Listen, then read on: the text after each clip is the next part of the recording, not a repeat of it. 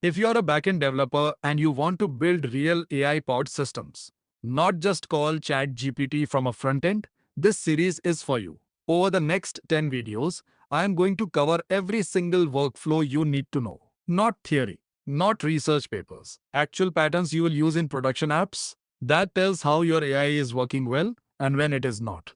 By the end of this series, you will have the complete toolkit to build any AI backend system. I have a deep dive video for every single one of these workflows, and the links are in the description. Let us start with the roadmap. Before we dive into code, let me give you the full picture in one slide. The first row is foundation. That covers workflows 1 and 2. The basic language model call and streaming. These are your starting point. Everything else in this series is built on top of these two. The second row is the data layer. That is workflows 3, 4, and 5. Data ingestion is how raw content gets into your AI system.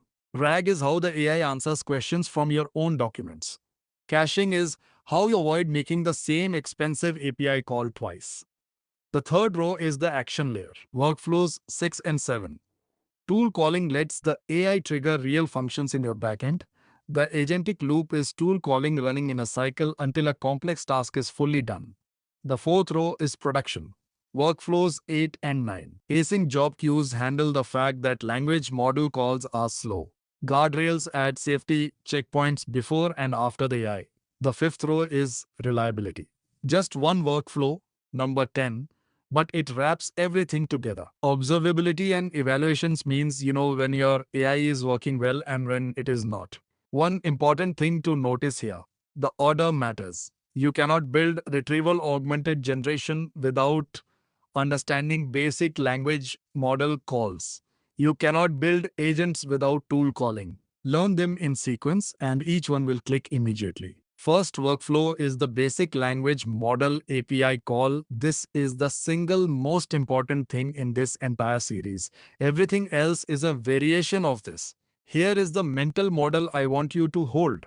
Imagine you have a genius friend who knows everything and never sleeps. You want to ask them a question. So you text them. They text back the answer. The API is the phone network in between. That is it. That is a language model API call.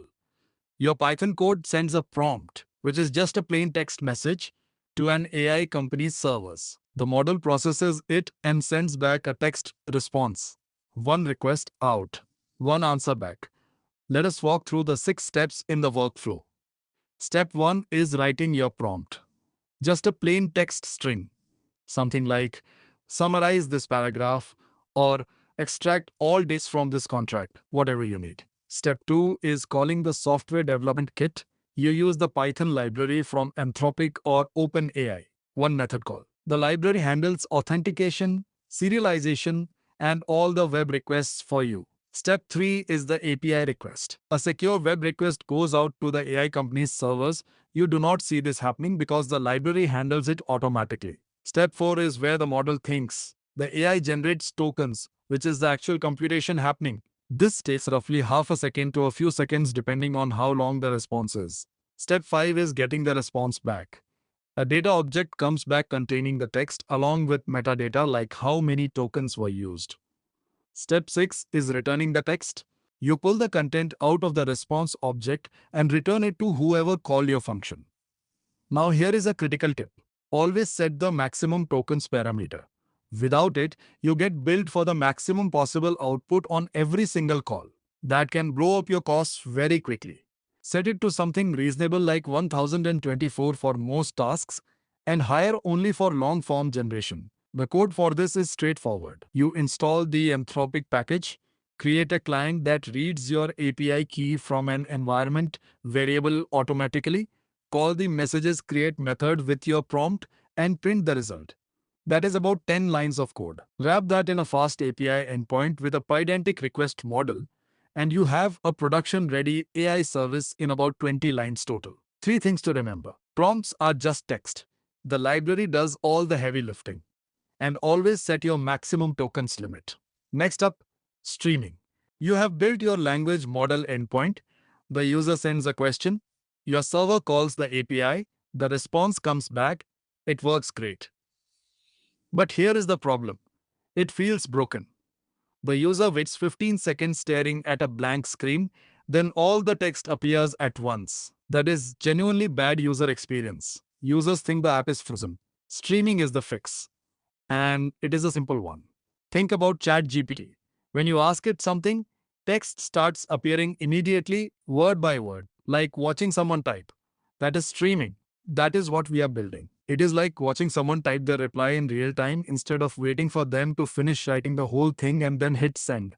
The total time is the same or maybe even slightly longer, but the perceived speed is massively better because a user sees the first word within half a second. Here is the flow. Step 1. The user sends a prompt, same as before. Step 2. A stream is opened. Instead of a regular web request and response cycle, the connection stays open. This is called server sent events. Step 3. A token arrives. As the model generates each token, which is roughly each word, it sends a small chunk down the open connection immediately. Step 4. The client renders it. The frontend receives each chunk and appends it to the interface. Text appears live. Step 5. The stream ends. When the model finishes generating, it sends a done signal and the connection closes cleanly. In Python with the Anthropic library, streaming requires just one change. Instead of calling messages create, you use messages stream as a context manager. You loop over the text stream and yield each piece of text. In Fast API, you return a streaming response and pass it that generator. Each yield pushes a chunk to the client. The rule to remember is this: with streaming, a 15-second response feels fast. Without streaming, it feels broken. Add streaming to every chat endpoint you build. It costs you about 10 extra lines of code and it makes your app feel 10 times better. That wraps up the foundation tier. 2 workflows: the basic language model call and streaming. Every single AI app you build will use both of these. Next, we go into the data layer. Next is data ingestion. Before your AI can answer questions about your data, that data has to get in somewhere. Data ingestion is the feeding pipeline. It takes raw data from the real world and loads it into your AI system ready to use. The prep kitchen analogy is perfect here. A restaurant gets raw ingredients from suppliers: vegetables, meat, sauce, all of it unprocessed. The prep team cleans, chops, and organizes everything before service. By the time the kitchen's cooking, everything is ready to go immediately. Data ingestion is your AI's prep kitchen: PDFs, database tables, REST APIs, files in cloud storage. Those are your raw ingredients. Your pipeline cleans and transforms them. By the time the AI needs to answer a question, the data is already pre-processed and stored in exactly the right format. Let us walk through the 5 steps. Step 1 is raw sources. This is wherever your data lives: PDFs, SQL databases, REST APIs, cloud storage buckets, Notion pages, Confluence docs, any of it. Step 2 is extract. You load the raw content. LangChain has loaders for almost everything. There is one for PDFs, one for web pages, one for SQL databases, one line of code per source type. Step 3 is transform. You clean it up, remove duplicate content, fix encoding issues, strip boilerplate headers and footers, handle broken formatting. This is standard data engineering work. You have done this before, just for a different destination. Step 4 is chunking. This is the AI-specific step. You split long documents into smaller pieces, typically 500 characters with a 50-character overlap. Why? Because the AI can only use a limited amount of context at query time. You want to retrieve the right chunk, not the whole document. The overlap ensures that sentences split across chunk boundaries are still captured properly. Step 5 is load. You store the processed chunks into a vector database or document store ready for retrieval. One important tip: run ingestion on a schedule or an event trigger. For static content, run it once or on a nightly schedule. For dynamic content, trigger it on events. A new file uploaded to cloud storage, ingest it immediately. A new row added to a database, stream it through an event pipeline. If you have built data pipelines before as a backend developer, this is the same concept: extract, transform, and load. The only difference is that the destination is a vector database instead of a data warehouse. Next, we look at what you do with that data once it is in. That is retrieval augmented generation. Retrieval augmented generation is probably the most commonly deployed AI pattern in production right now. If you understand one AI workflow deeply, make it this one. Here is the problem it solves. AI models are trained on internet data. They know a tremendous amount about the world, but they know absolutely nothing about your company. Your internal policies, your products, your customer data, your engineering docs, none of it was in the training data. The new employee analogy captures this perfectly. Imagine you are a new employee and a customer calls with a complex policy question you do not know the answer to. What do? You do not make something up. You search the company handbook, find the three relevant pages, read them quickly, and then answer using that information. Retrieval augmented generation does this automatically for every query in milliseconds. Here is the flow. Step 1 is the user query. A natural language question like, what is the refund policy? Or which endpoint handles authentication? Anything. Step 2 is embedding the query. You convert the question into a vector, which is a long list of numbers that mathematically represents the meaning of the question. You use the same embedding model that was used when you originally stored your documents. Step 3 is searching the database. You run a similarity search against your vector database and find the top 4 chunks whose vectors are closest to the query vector. These are the most semantically relevant pieces of your documents. Step 4 is building the prompt. You construct the full prompt for the language model. That includes your system instructions, the retrieved chunks as context, and the user's original question. Step 5 is where the language model answers. The AI now has the right information right in front of it. It answers using your actual documents, not guesswork. Now, here is the tip that is absolutely non negotiable. Always add this sentence to your prompt. If the answer is not in the context, say I do not know. Without that instruction, the AI will confidently answer from its general training data and potentially make things up. That is called a hallucination. This one sentence prevents it. There are two pipelines you need to build. The indexing pipeline runs once when you add new documents. It takes your chunks, converts them to vectors using an embedding model, and stores them in a vector database. The retrieval pipeline runs every time a user asks a question. It embeds the query, searches the database, builds the prompt, and calls the language model. The vector database is the bridge between these two pipelines. Data ingestion fills it, retrieval augmented generation reads from it. These two workflows always go together. Next up, caching. How to avoid calling the language model at all for repeated queries. Language model calls cost money. They also take time. Caching solves both problems for repeated queries. The frequently asked questions page analogy is the one that clicks immediately. The first person asks, what are your opening hours? You call the language model, get a great answer, and save it. The next 500 people ask the same question. You do not call the language model 500 times. You just serve the saved answer instantly. That is caching. One language model call. 500 instant responses. 500 times, zero cost. The flow is clean. Step 1. A request comes in. The user sends a prompt. Step 2. You hash the prompt. You use a hashing function to create a deterministic cache key from the prompt text. If the prompt is identical, the key is identical every single time. Step 3. You check the cache. Is this key already stored in Redis? Step 4. Cache hit. If yes, you return the stored response immediately. We are talking 1 millisecond.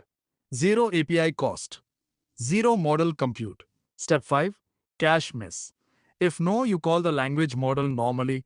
You get the response, store it in Redis with an expiry time, and return it to the user.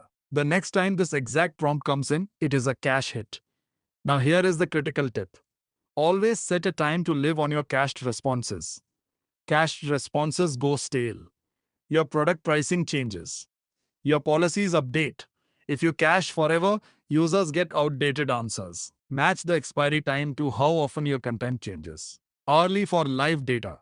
Daily for product documentation. Weekly for stable reference content. A stale answer is worse than a slow one. One more tip that is not on the slide. Anthropic has native prompt caching built directly into the API. If you are sending the same long system prompt on every single request, your company context, your instructions, your examples, you can cache that at the API level.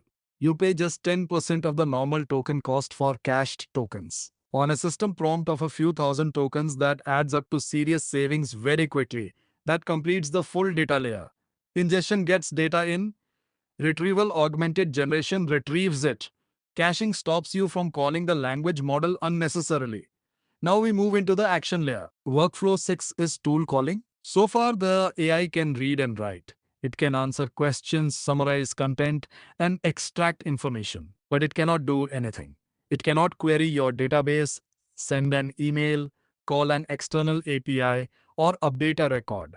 Tool calling changes that. This is what turns the AI from a chatbot into an assistant that actually works inside your system. The manager and assistant analogy is the exact mental model to hold. A customer calls and asks, "What is the status of order 12345?" The manager, which is the AI, thinks, "I need to check the order system." It tells the assistant, "Run the get order status function with order ID 12345. The assistant, which is your Python code, queries the database and returns the result. The manager uses that result to answer the customer saying, "Your order was shipped yesterday and arrives Thursday." Notice the clean separation. The manager never touches the database. The assistant never talks to the customer. That is exactly how tool calling works. Here are the 6 steps. Step 1. The user sends a query like, "What is the status of order 12345?" Step 2. The language model decides. You send the user message plus your list of available tools to the API. The AI reads the tool descriptions and decides which one to call. This decision is made by the model, not by your code. Step 3. The model returns a tool use block.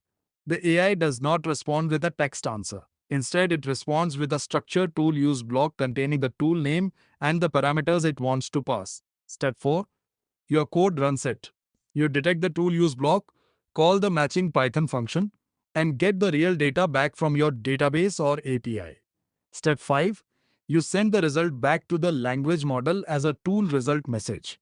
Now the AI has the actual data. Step 6. The AI writes a human-readable final reply using the real data. Something like, "Your order has shipped and arrives Thursday." Here's the critical security boundary to understand. The AI never directly touches your database. Your code executes everything. The AI only tells your code what to run and with what inputs. You define the tools. You control the execution. The AI is the router. You can define 10, 20, even 50 tools. The AI picks the right one based on the description you write for each tool. Invest time in writing clear descriptions. That is the main thing that affects how reliably the model picks the right tool. Next up, the agentic loop. What happens when you combine tool calling with a loop and a goal? Tool calling is one action. The AI picks a tool, runs it, and answers. Done. But what if the task requires 10 actions? Research a topic, write a draft, fact check it, revise it, save it. You do not know in advance how many steps it will take.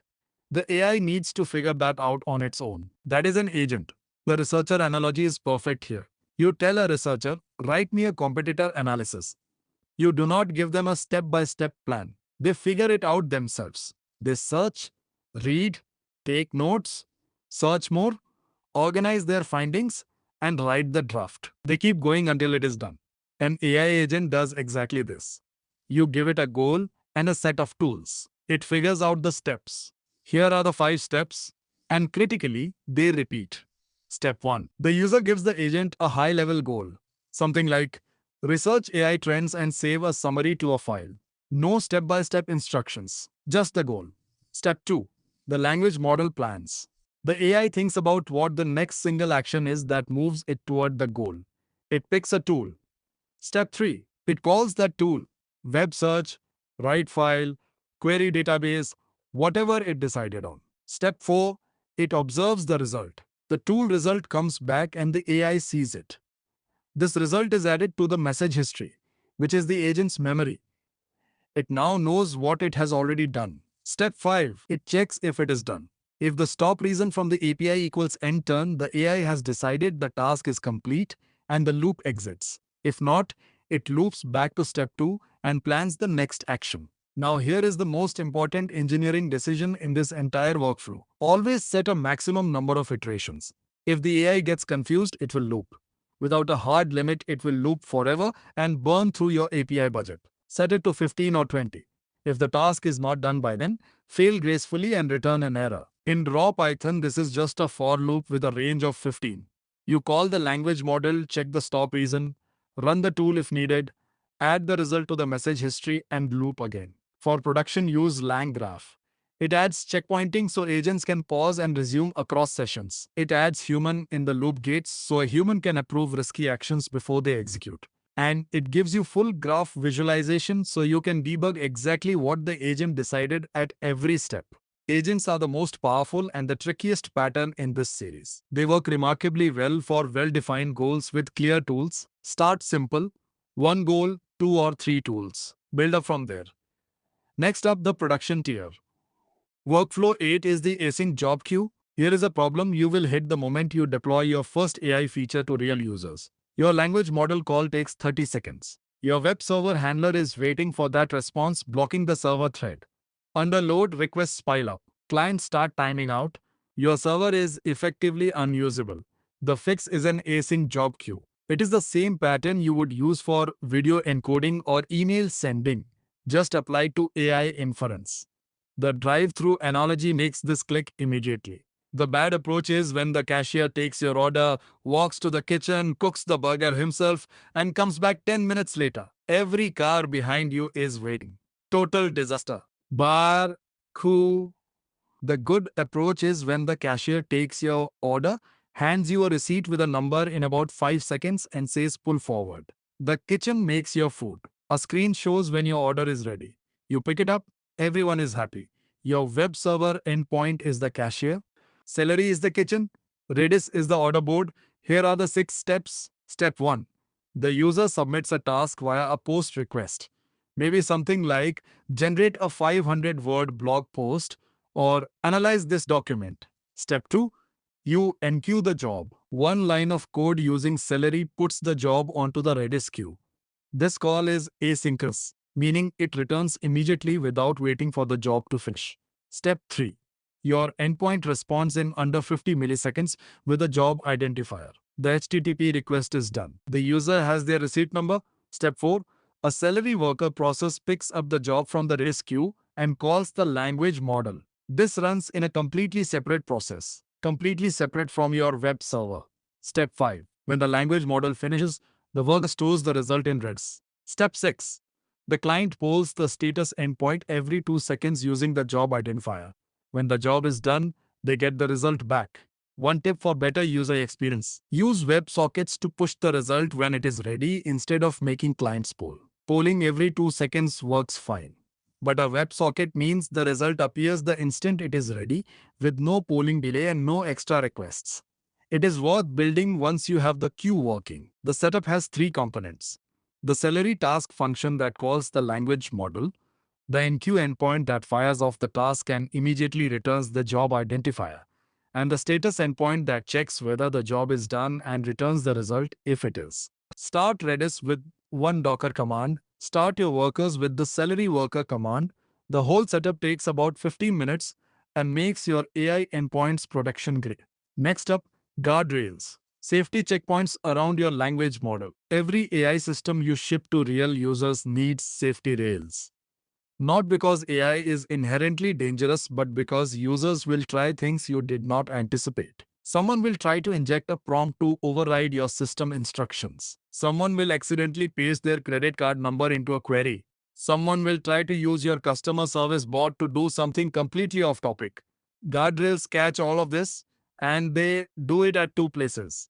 The airport security analogy is the right way to think about it. Input guardrails are security before boarding. You check for dangerous items before anything gets on the plane. If something fails here, it never even reaches the language model. Output guardrails are customs after landing. You check what is coming back before it reaches the user. If the language model response is toxic, malformed, or leaks something it should not, you catch it here. 2 checkpoints. Different threads at each one. Here are the 5 steps. Step 1. User input comes in. Step 2. You run the input check.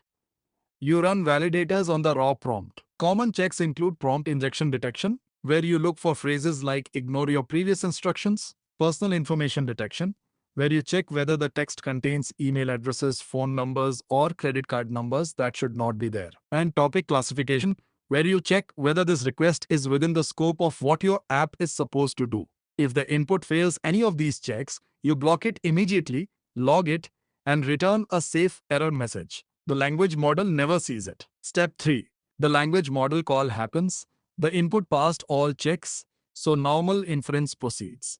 Step 4. You run the output check. You validate the response before returning it to the user. Is it in the expected format? Does it contain any toxic or harmful content? Did any confidential information accidentally appear in the response? If the output fails, you retry once with a corrected prompt. If it fails again, you return a safe fallback message. You log both failures. Step 5. A safe reply reaches the user. The rule to remember is this: input failures mean block and log. Output failures mean retry once and then fall back to a safe message. Never silently ignore a guardrail violation. Log everything. That is how you find patterns and improve your prompts over time. For tools, Guardrails AI has a declarative configuration system where you describe the Rails in a config file and it handles the implementation. NEM or Guardrails from NVIDIA uses a custom specification language. Or you can start simple with custom validators for output format checking. That alone catches a huge category of failures. Start with format validation.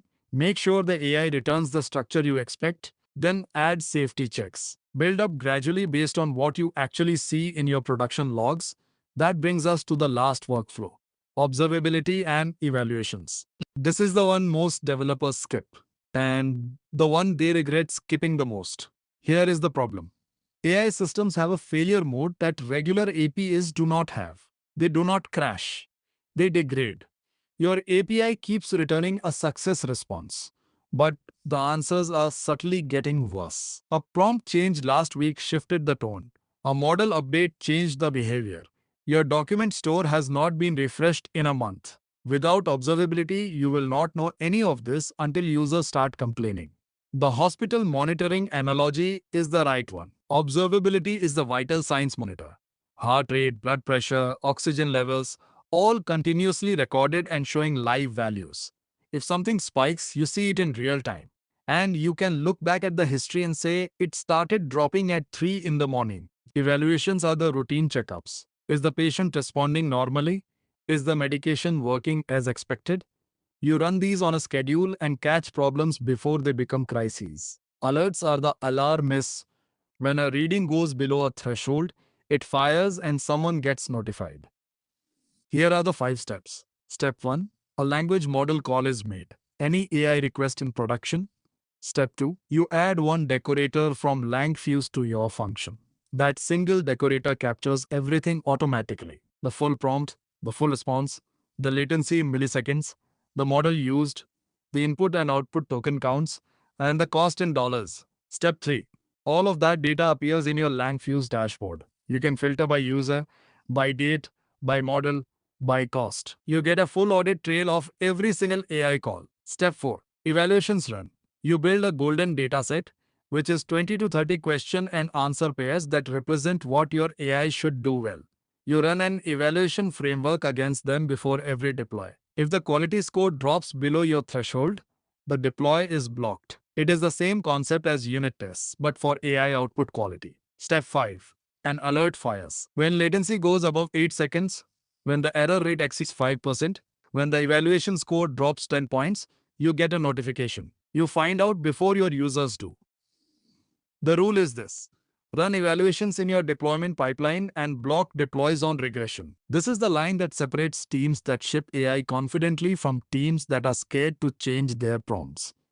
When you have evaluations, you can refactor freely. You know immediately if something breaks. The code is minimal. For tracing with Langfuse, you add one observe decorator to your function. Everything else is captured automatically. For evaluations with deep eval, you call the evaluate function with your test cases and a relevancy metric with a threshold of 0.7. You run this in your deployment pipeline. If the score is below the threshold, the pipeline fails. One more thing: cost monitoring. Token spend creeps up silently. Set a daily budget alert in Langfuse or your cloud billing dashboard. You do not want to discover a large unexpected bill at the end of the month. And that is the complete roadmap. 10 workflows. Everything you need to build production AI backend system is here, is how to work through them. Start at the foundation tier. Build a basic language model call first, then add streaming. These two are your bedrock. Every other workflow in this series assumes you know them. Move to the data layer next. Build a simple data ingestion pipeline. Then build your first retrieval augmented generation system. That is when things start feeling genuinely powerful. Add caching once you are making repetitive calls and want to cut down on cost and latency. Then move into the action layer. Start with tool calling and get comfortable with the 2 round trip pattern. Then build an agent. Start small. One goal, 2 or 3 tools, and a tight iteration limit. Build up from there. Production comes next. Add the async job queue as soon as your tasks take more than a few seconds to complete. Add guardrails before you ship anything to real users. And wrap everything with the reliability tier. Add tracing on day 1 of production. Build your golden evaluation dataset early before you have too many prompts to track. Run evaluations before every single deploy. The order matters. Each workflow builds on the one before it. Follow this sequence and every step will feel natural. If this series helped you, please do subscribe. It really helps the channel and there's a lot more AI backend content coming every week. See you in the next one.